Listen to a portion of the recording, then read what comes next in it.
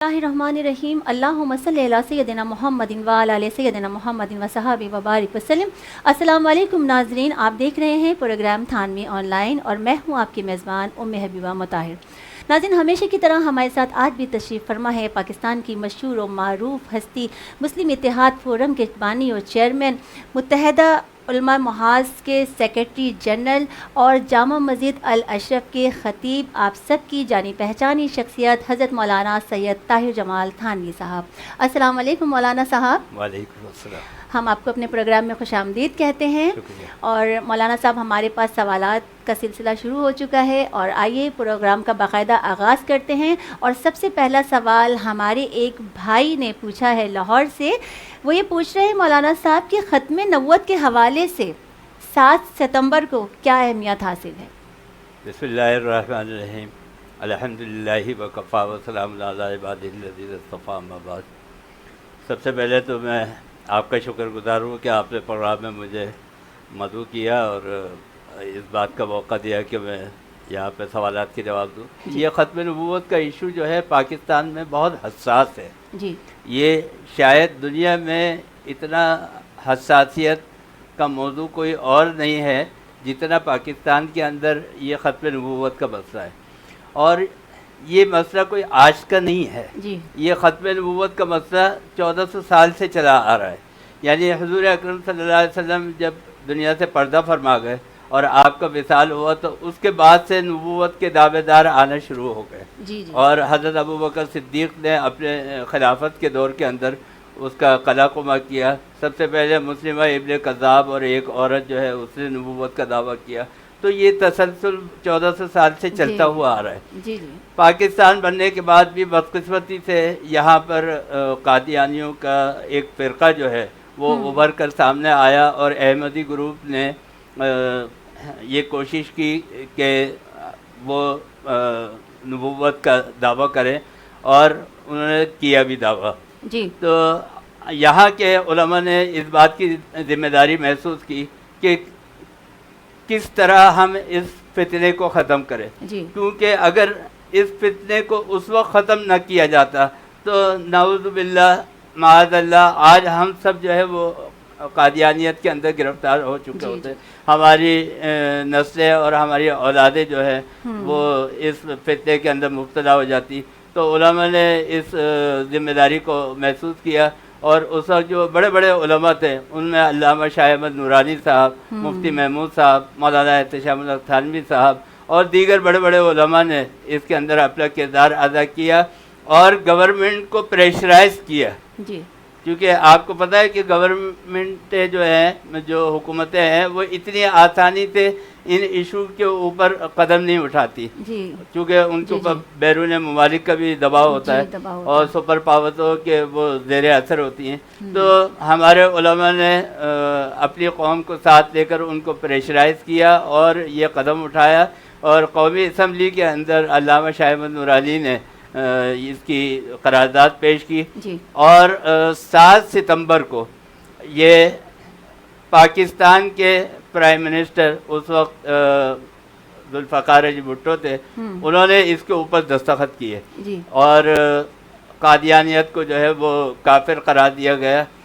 और जिस वक्त जुल्फ़िकार अली भुट्टो ने बहैसियत वज़ीर आज़म के उसके ऊपर दस्तखत किए हैं तो उनके अल्फाज ये थे कि मैं अपनी मौत के परवाने पर दस्तखत कर रहा हूँ और यही हुआ।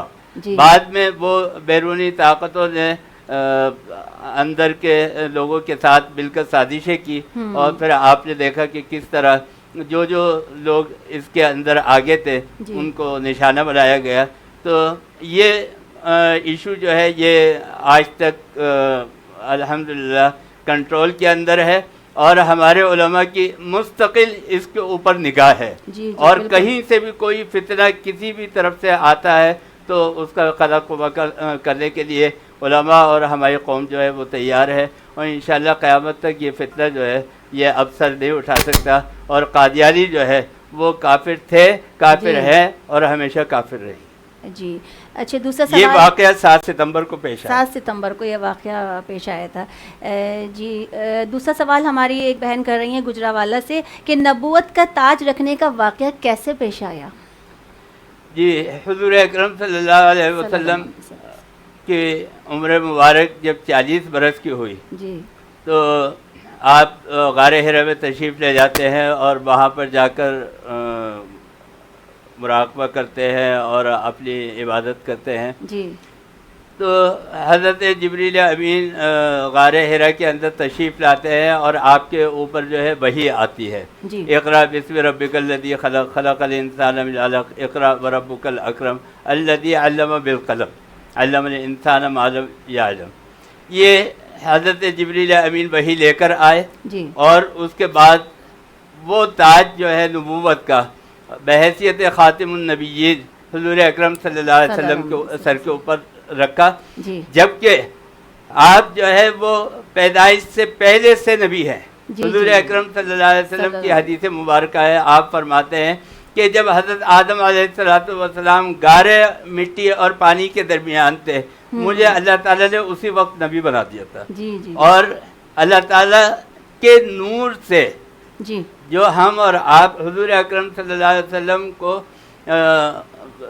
نبی مانتے ہیں اور ہم کہتے ہیں کہ آپ صلی اللہ علیہ وسلم جو ہے وہ نور سے پیدا ہوئے, اس کی حقیقت بھی یہی ہے کہ اللہ تعالیٰ نے اپنے نور کے ایک حصے سے حضور اکرم صلی اللہ علیہ وسلم کو پیدا فرمایا. سبحان اللہ. تو نبی تو آپ اسی وقت ہو گئے تھے جب اللہ تعالیٰ نے عالم ارواح کے اندر آپ کو نبی بنا دیا تھا, لیکن 40 سال کی عمر میں آپ کے سر کے اوپر وہ تاج قوم کے سامنے رکھا گیا اور آپ جو تھے وہ پہلی وحی آنے کے بعد آپ نے نبوت کے کارنامے انجام دینا شروع کر دیے. جی اچھا یہ بتائیے مولانا صاحب کہ نبوت کے بعد اعلان کے بعد جو مکے والوں کو کیا ریئیکشن تھا؟ جی حضور اکرم صلی اللہ علیہ وسلم جب تشریف لائے اس دنیا کے اندر تو اس سے پہلے جو سپر پاور تھی جی وہ بنی اسرائیل کی قوم تھی. جی جی اور 1,24,000 انبیاء کرام علیہ السلام آئے, ان میں صرف بنی اسرائیل کے اندر 25,000 انبیاء کرام علیہ السلام آئے. جی جی اور آج بھی میں آپ کو بتا دوں کہ نبوت کا جھگڑا جو ہے یعنی یہ ختم نبوت کا جھگڑا جو ہے وہ ہے کیا؟ وہ یہ ہے کہ جب بنی اسرائیل کی نبوت ختم ہو گئی یعنی وہ سلسلہ وہاں منقطع ہو گیا اور یہ نبوت جو تھی اب یہ بنی اسماعیل کے خاندان کے اندر ٹرانسفر ہو رہی ہے. تو یہ جب نبوت آئی سرکار دو عالم صلی اللہ علیہ وسلم نبی بنائے گئے تو اس وقت تو بنی اسرائیل کے تصور میں بھی نہیں تھا جی کہ نبی جو ہے وہ ہماری قوم کے علاوہ کسی اور قوم کے اندر بھی آ سکتا ہے. تو حضور اکرم صلی اللہ علیہ وسلم کے آنے کے بعد یہ جو تھے مکے کے قریش اور یہ یہود اور نصارہ یعنی بت پرست مکے کے, اور اس کے بعد یہ یہود اور نصارہ اور یہ سب طاقتیں جو ہے یہ مل کے بیٹھی ہے اور انہوں نے یہ فیصلہ کیا ہے, یہ ایگریمنٹ کیا ہے, تاریخ کے اندر یہ ایگریمنٹ جو ہے یہ موجود ہے کہ نبوت جو ہے وہ بنی اسرائیل کی چلے یا نبوت بنی اسماعیل میں چلے. تو لہذا حضور اکرم صلی اللہ علیہ وسلم جو ہے جب تشریف لائے اور آپ نے صفا کے اوپر خاندان کے لوگوں کو بلایا, قریش کو بلایا اور آواز دی کہ تم یہاں پر آؤ. تو جب لوگ جمع ہو گئے تو حضور اکرم صلی اللہ علیہ وسلم نے فرمایا کہ اگر میں تمہیں یہ کہوں کہ پہاڑی کے پیچھے سے ایک فوج تمہارے اوپر حملہ آور ہونے والی ہے تو تمہارا کیا جواب ہوگا؟ تو سب نے فرمایا کہ آپ جو ہے وہ صادق اور امین ہیں, سچے ہیں, کبھی آپ نے جھوٹ نہیں بولا, تو لہذا آپ اگر یہ کہیں گے تو ہم آپ کی بات کا یقین کر لیں گے. تو حضور اکرم صلی اللہ علیہ وسلم نے فرمایا کہ پھر کہو لا الہ الا اللہ محمد الرسول اللہ, اللہ جو ہے وہ ایک ہے اور میں اس کا آخری نبی ہوں. تو ابو لہب کہتا ہے کہ علی ہادہ جماعتنا, کیا تم نے ہمیں اسی لیے جمع کیا تھا؟ اور پھر اس نے جو ہے وہ حضور اکرم صلی اللہ علیہ وسلم کے ساتھ معاندانہ رویہ اختیار کیا اور اس کے بعد سے مکے کے لوگوں نے حضور اکرم صلی اللہ علیہ وسلم کے اوپر ظلم و ستم کرنے شروع کر دیے. اچھا مولانا صاحب ایک آخری سوال ہمارے بھائی نے پوچھا ہے حیدرآباد سے کہ مکے میں آپ صلی اللہ علیہ وسلم کا امیج کیسا تھا, آپ کی شخصیت کیسی تھی؟ حضور اکرم صلی اللہ علیہ وسلم جیسے میں نے عرض کیا کہ بچپن ہی سے نبی تھے, عالم ارواح ہی کے اندر آپ کو نبی بنا دیا گیا تھا. تو لہذا حضور اکرم صلی اللہ علیہ وسلم کا جو امیج تھا اللہ تعالیٰ نے وہ شروع سے آپ کی ریپوٹیشن ایک اچھی رکھی. یعنی ابھی نبوت شروع نہیں ہوئی, آپ صلی اللہ علیہ وسلم نے نبوت کا اعلان نہیں کیا, لیکن قریش کے اندر اور عرب کے اندر آپ جو ہے وہ صادق اور امین کے لقب سے مشہور ہو گئے.